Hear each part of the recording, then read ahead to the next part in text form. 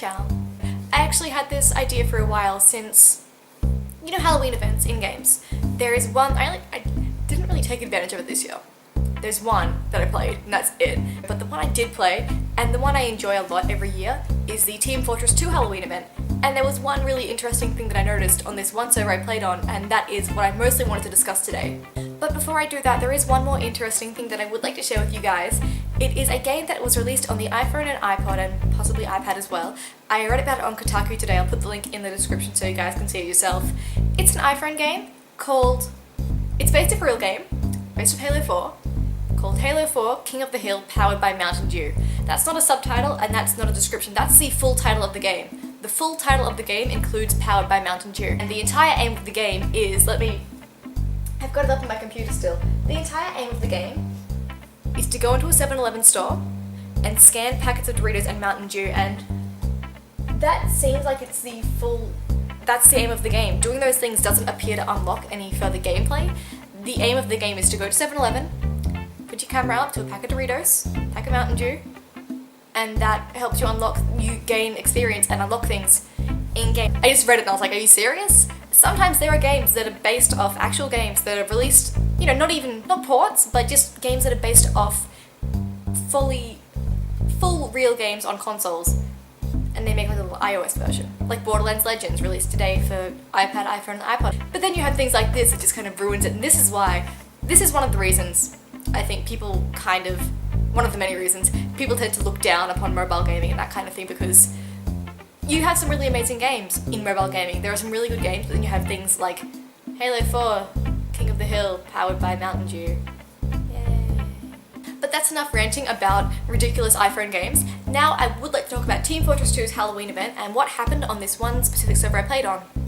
Which I found out later on doesn't happen on all servers. I think I got lucky because later on I went to a different server and they were not doing this. Team Fortress 2, I jumped on a server, first server for Halloween, I was pretty excited.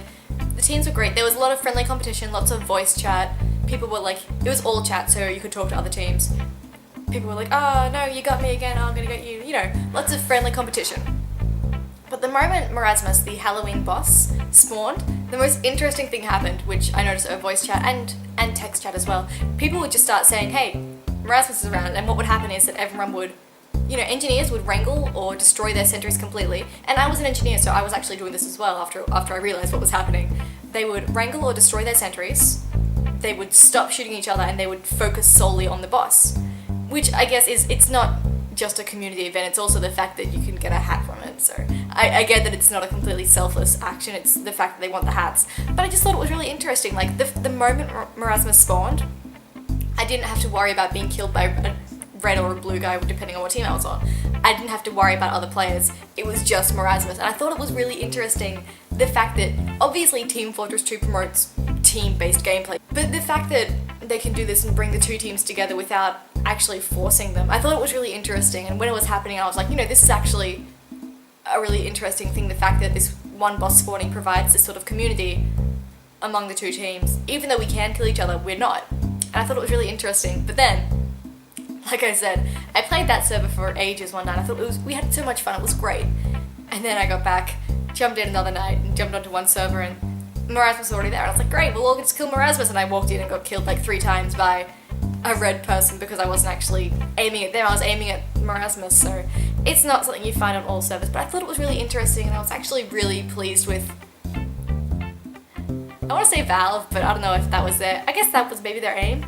But I guess more the people on that server, but let me know if you guys played the Team Fortress 2 Halloween event and if anything like that happened to you, because I was like blown away a little by this. I was like, wow, everyone is great on this server, and then the next server kind of disappointed me. But let me know if you experienced the same thing or something completely different in any of the Halloween events in games that you played, because I'm genuinely curious. I didn't really play many others, but really enjoyed that one and just thought I would share my experience there. Anyway, that's pretty much all that I have to talk about today, so thank you so much for watching. Before I go, there is one more thing I would like to show you guys, and that is my awesome new t-shirt. I got it in the mail the other day. It's a Portal and Mario crossover, and it's so cool, and there is one amazing thing about this shirt. My friend designed it, first of all. I'm going to put a link to his Redbubble store below because he's got 4 up right now, but he's working on it constantly, always adding more shirts. the most amazing thing about these shirts is that they're designed completely in Microsoft Paint. MS Paint these are made in, and it's amazing. I keep looking down at it and just being like, you know, there's shading and it looks amazing. It's made in MS Paint, so I definitely encourage you guys to check out the link below to my friend Kit's Redbubble store. He has some amazing shirts and he's always updating with new ones, but yeah, if you like awesome, there's a lot of crossover shirts, so if you like awesome crossover gaming and that kind of thing shirts, definitely check it out. But anyway, like I said before, that's pretty much all I have for today, so hopefully you guys enjoyed this video. Please leave me a comment if you have anything to comment on anything that I said. Don't forget to like and subscribe if you like this video, and I will see you guys again soon for another video. Bye bye!